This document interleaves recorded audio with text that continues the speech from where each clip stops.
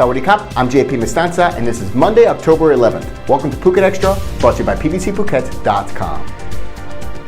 The recently formed Kla Party, known as the Brave Party, has made a more autonomous Phuket, with Phuket people being able to elect their own governor as the official party policy.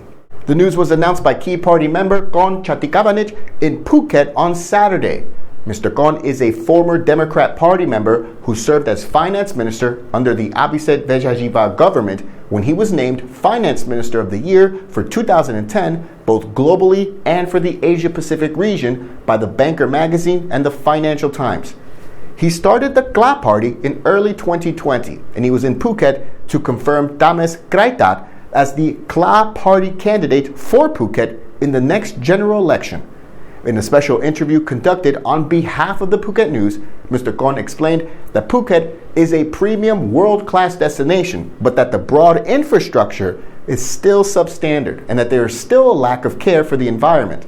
He went on to say, quote, "I see Phuket in the future to take advantage fully of the ongoing work from home or work away from home trend and developed Phuket into a tech hub, to develop Phuket into a hub for digital nomads from around the world to develop startups here. So I think there are a lot of opportunities." In addition, Korn went on to talk about the potential to develop Phuket's agricultural sector.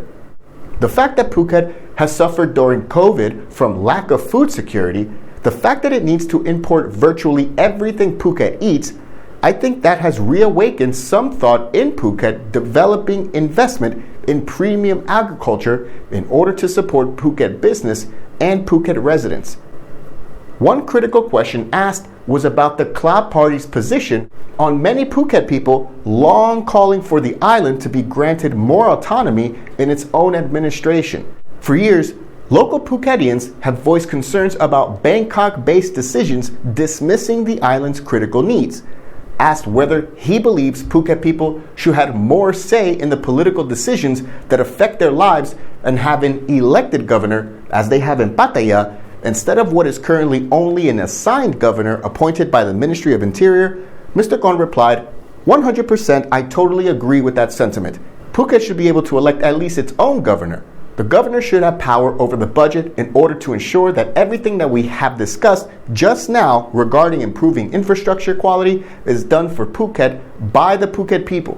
So as I said, I fully agree with that, and that will be official Kla Party policy. To learn more about what Mr. Korn said, visit our story on thephuket.news.com. You can also watch the full interview on our YouTube channel. Link in the description. The Phuket Vegetarian Festival continued today with a street procession from the Bangyao Shrine paraded through the streets of Phuket town to Sapan Hen.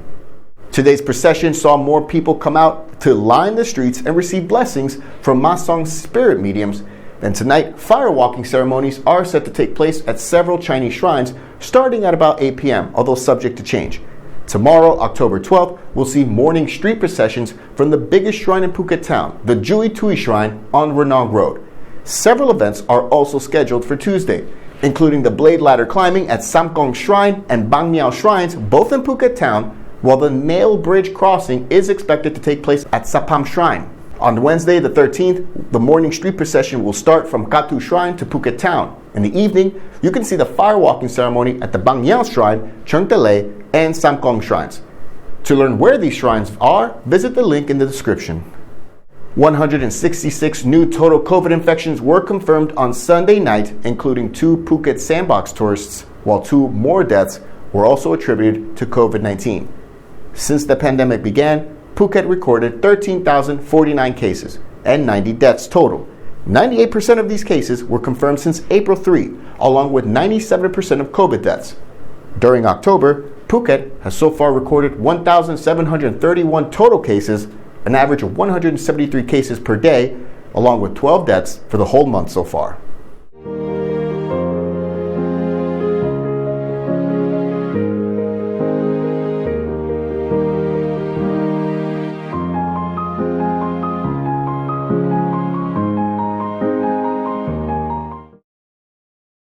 Bangkok officials who visited Phuket last week have announced the expansion of the MorChana tracking app that is mandatory for Sandbox tourists to download when they arrive on the island. And they say that it will now integrate with facial recognition software wherever possible.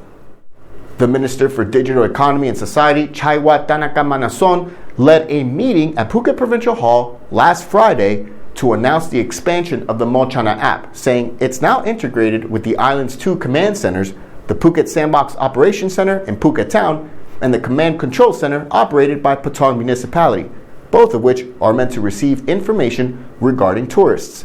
In fact, the one in Patong was originally meant to collect information to manage traffic problems, but it's now linked with the Sandbox Center in Phuket Town.